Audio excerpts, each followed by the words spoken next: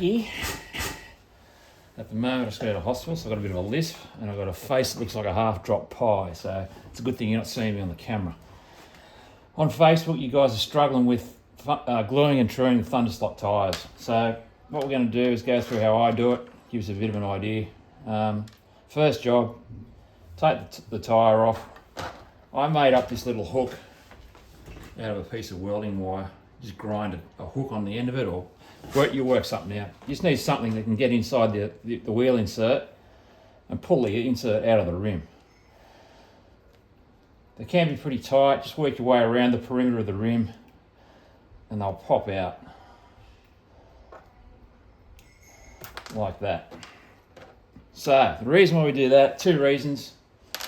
If you leave the insert in and you got the tyre on the rim like that, you get your glue in there. If you get a little bit of glue on the insert, you're going to ruin the insert. It's going to go all cloudy and wreck the paint. If they're chrome or if they're painted, it's going to ruin the look of it. And two, if you get a bit of glue on there and you bend a rim, you need to change the rims. You never get your insert out. So take the inserts out. That's the first job you got to do. Got the tyres off the rims. I'm just going to do a quick inspection of the tyres. Feel around the inside and the outside. You can turn them inside out as well if you want. Just make sure the tyres are pretty good. You haven't got any massive lumps or imperfections in the tyre before you start, because you're never going to have a fast car if the tyres are no good from the start. I found the few that I've done so far have been pretty good, so they're good to go. Next job, I'll put the rims, I'll set screw them onto an old axle. What we're trying to do is get super glue in this area here of the rim on the outside and the same on the inside, just this little groove on the outside. We don't want to get glue in the middle here. The idea of this is when the tyre's on the rim, you want the tyre to expand. You want the carcass of the tyre to expand out under speed. That's going to give you more straight line speed. So you don't want any glue in this area here. Now, this is highly polished and really shiny aluminium. Your super glue is going to have a hard time sticking to that. So you get a wire wheel or a bit of emery paper or something, just rough up that area in there on the inside and outside of the rim. I've got a wire wheel and a grinder. Work something out. Just rough it up a little bit if you can, and it's just going to make the glue lock in and stick to the aluminium a lot better. So I've roughed up the aluminium and I've cleaned the aluminium and the tyre with isopropyl alcohol and a rag. The oils on your fingers will get inside the tyre and on the rim, and the super glue won't bond. So you need to clean that up. Isopropyl alcohol won't hurt the tyre. If you're using the other chemicals like shellite or acetone, the tyres will turn to mush. It says so on the Thunderslot website, but alcohol is fine. Now, I've mounted the tyres on the rim. I'll give them a bit of a spin now and make sure they're seated properly. If you've got a little bit of it's not quite seated properly, you'll see it wobble around when you spin the tyre. So make sure they're seated properly.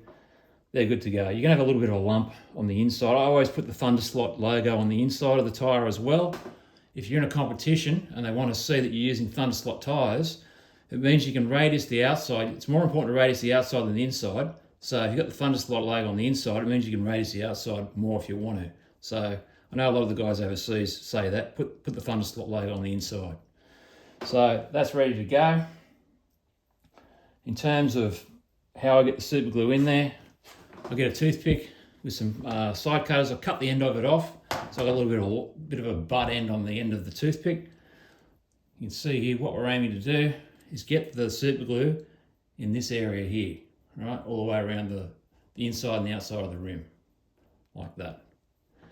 Super glue, controversial topic, of course. Everyone's got their own thoughts on it. This is the stuff I use. It's Zap Green. I've been using it for years and years and years. I've been slot racing. Armchair racers sell it. I know when I used to race in the Australian Championships, everyone used this stuff. So I know it works. It's never let me down. If you want to use the cheap dollar store stuff, do so at your own risk. Personally, I think it's shit, but use whatever you want. But I know this stuff works. I know there's all these rubberized glues and all the rest of it, but use what you want, but I know that one works. Now, I've just got a bit of cardboard, put a bit of super glue in the cardboard there as a little bit of a well, Now we're ready to go to put super glue on the rim. All right, here's where the fun begins. Gluing the tyre onto the rim. So I'm going to glue the outside of it first. So you need to open it up a little bit so you can get your toothpick in there to start gluing. So coat the toothpick with a decent amount of super glue. And you're going to have to work fast. This stuff goes off really quick. You've only got maybe 30 seconds to work with it. So I'll pull the tyre back a little bit, get the glue in there, coat it again, run it around. I try and do it in lots, in like 1/3 of the rim, around the perimeter like that. You'll see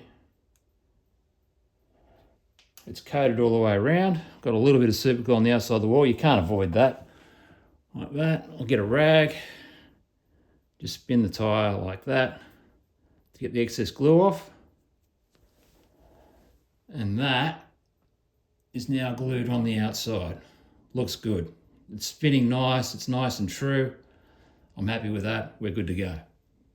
So now I'm going to just repeat the process on the inside of the rim. So these particular wheels have got a set screw groove on opposite sides of the rim, 180 degrees apart. So I think it makes it a little bit easier actually, because you can start on one side of the set screw groove, do half the rim, then just do the other half as well. So try and do it in 2 goes. So I'll load up the toothpick again with a decent amount of super glue. Find where the set screw groove is, like that. Pare it open, and then get the super glue in the groove like that. Same on the other side. Open it up. You can see there how I'm working it around, like that. And that looks pretty good. Give it another wipe.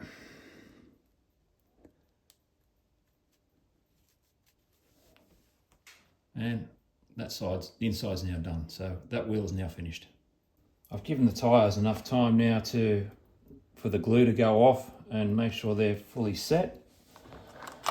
Another advantage with having your inserts off out of the rims, it means you can put your wheel all the way onto your tyre truer in the same position every time. You're not limited by if the insert's a little bit out or a little bit in. It means you might not be grinding on exactly the same spot on the drum. That's more important if you're putting a slight cone angle on your tyre, but I've set the tyre truer to be square with these tyres. With foam tyres, I set a little bit of an angle on them, but with these, we'll just square them off and make sure they're nice and round and true. So we'll start off at a low voltage. I don't know what the voltage is, but just go nice and slow. You don't want to be spinning this thing up really fast because it's going to overheat the tyre, it's going to affect the glue, and you're going to have all sorts of dramas. So just run it nice and slow, and don't feed it in too fast either. You can hear that, it's just kissing the drum now. If you go too fast, it'll stall it anyway. So you just want to be just kissing the drum and just let the rubber come off nice and slow. Okay, I've just stopped the truer now. I've taken a little bit of material off. Now, to check that they're round and true, you can get a bit of talcum powder and just rub it on the face of the tyre all the way around, like that.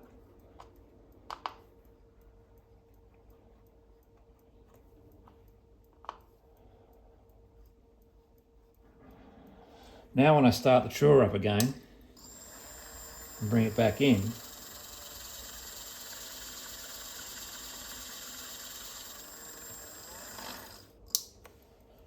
I can now see when I rotate the wheel around, I've got a narrow bit in here and a wider bit here, so it's still not true yet. And there's a bit of a white patch on this edge here as well, so I know it needs a bit more work. Through the middle, it's looking pretty good. It's nice and round through the middle, but I'll take a little bit more off it. I'll probably just take most of that tread off through the middle. And once it's down, I don't want to take too much material off it either, for 2 reasons. One, it's going to lower the car too much. These cars are pretty low out of the box. And 2, if you take, we're running a fixed gear ratio in this class. It's box stock, so if you keep your diameter up, you're going to get more speed down the straight. And on my track, you need speed. So keep going with that a bit longer, and we'll get them nice and round. All right, so that tyre's looking pretty good now. I'm pretty happy with that. It's been on there for probably about 10-15 minutes now. I've been tweaking it, so it's looking really good. I've set the end stop at that diameter now, so when I put the next tyre on, it's going to go down to that same diameter as what this first tyre's done. If you've got dramas with the second one, you need to go down a bit more. Obviously, you need to bring this tyre back on and re-true it down to that same diameter.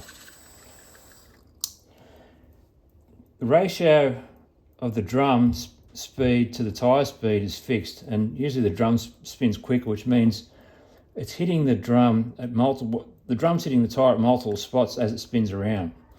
That means that seam on the drum that goes through there is also hitting at the same at certain spots around the tyre. What I like to do is back the wheel off and then just rotate it around maybe 1/8 of a turn or something like that, then give it another true.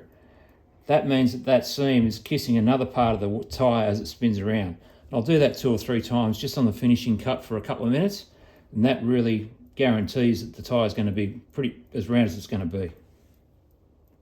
All right, I'm happy with that now. So now I'm just going to finish off radiusing the edges on the outside and inside. So you can grab the wife's nail card or some sort of fine emery paper, and then just gently radius off, get any little lumps and tyre flash off that outside radius there. Same on the inside, just gently take it away and rotate the board around the edge of the tyre so you get a nice fillet on the outside of the tyre there. I'm not going to go into the finishing techniques on slot car tyres. There's heaps of YouTube videos out there that you can go down that rabbit hole pretty much from now until the end of time if you want to. I know Jimmy Patterson's done some really nice work with tyre finishing machines and whatnot. I mean, what I will say, if you get your tyres to that standard there with a nice even fillet on both sides, you're going to be at least 95% there on my track anyway. My track's got heaps of grip. I don't recommend putting any sort of chemicals on these tyres at all to try and enhance grip. The cars are going to over grip, they're going to slow down, the motors won't pull out of the corners, and you're going to be high siding out of the corners anyway. So that tyre there is more than good enough to run on my track. Some of the other remarks that have come up online is some guys are having troubles truing the front tyres. But I get that the rims are plastic, and at that price point they probably should be aluminium with a grub screw, but this is what we've got. These seem to go into the shaft of my tyre true okay. You just got to go nice and slow drum speed and slow feed in, but they're truing up okay for me.